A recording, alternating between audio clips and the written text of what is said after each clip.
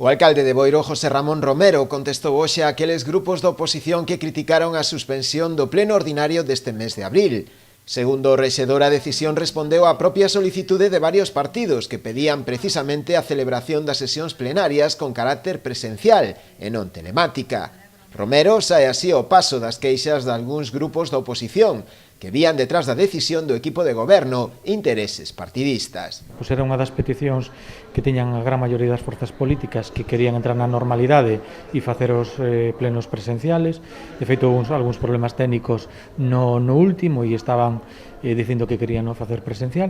Bueno, como a situación era que estábamos en restriccións altas polo tema do aforo, non daban para poder facelo presencial e, bueno, decidimos facelo, anulalo e para, no momento que se pudera, facelo presencial. Entonces ahora estamos no nivel medio baixo e, bueno, a partir de agora pues, queremos fecha para facelo de forma presencial.